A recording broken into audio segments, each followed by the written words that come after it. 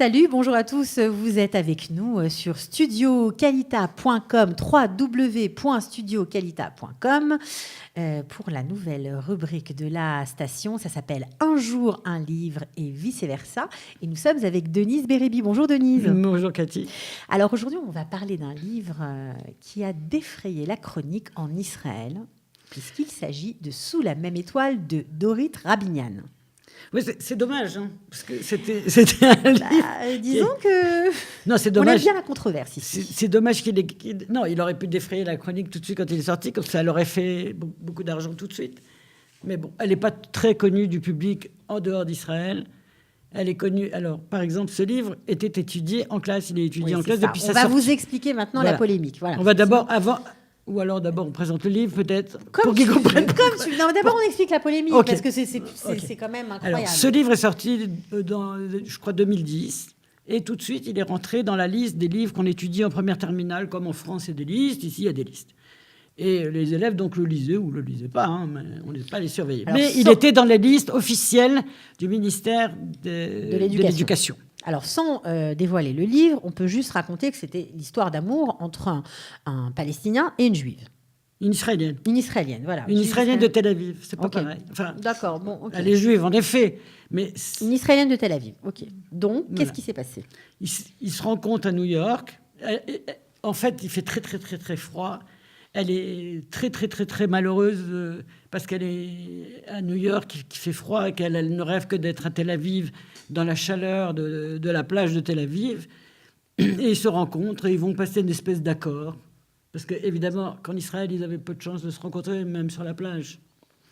Ils vont passer un accord, ils vont faire un accord 1 an. 1 an, ils vont s'aimer, ils ne vont pas penser à Israël, pas penser à Tel Aviv, pas penser à la Palestine. Alors, ok. Et qu'est-ce qui a fait que ce livre a entraîné un scandale ici ? Le ministre de l'Éducation, il y a quelques mois, hein, à la rentrée peut-être.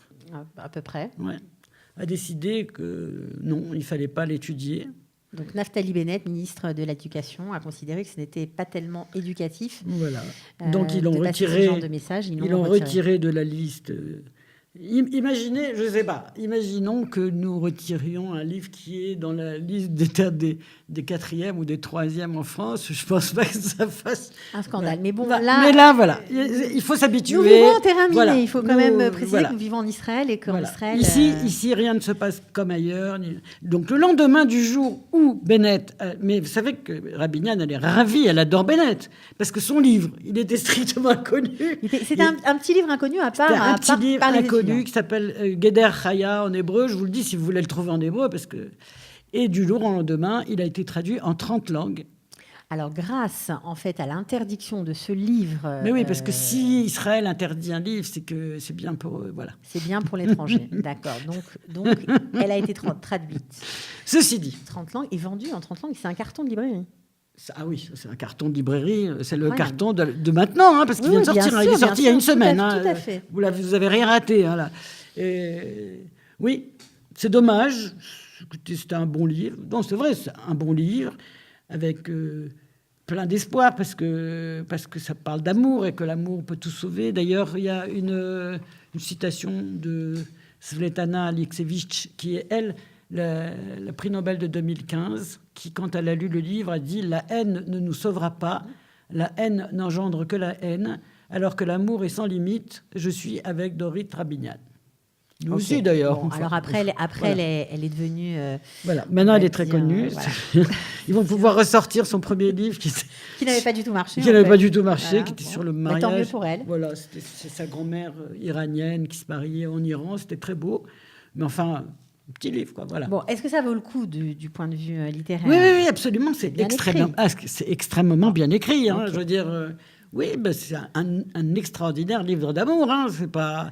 Et honnêtement, mais c'est vrai, on parle ni d'Israël, mais c'est vrai, il parle ni d'Israël ni de Palestine. Ni d'Israël ni de Palestine, c'est juste que lui est palestinien et qu'elle est israélienne de Tel Aviv. Ça fait pas le gros du livre. Le gros du livre, c'est quand même cette histoire d'amour qui est limitée dans le temps. Enfin, je veux dire, c'est un CDD de l'amour, quoi. Je sais pas. Non, mais c'est hyper bien foutu. C'est bien cousu. Voilà. Okay. C'est bien cousu. Alors, Denise, vous nous avez donné très envie, pour ceux qui n'ont pas encore lu, sûrement, de lire le livre Sous la même étoile d'Orit Rabinian. Merci beaucoup. Un jour, un livre et vice-versa. C'est fini. À demain. Au revoir, Cathy.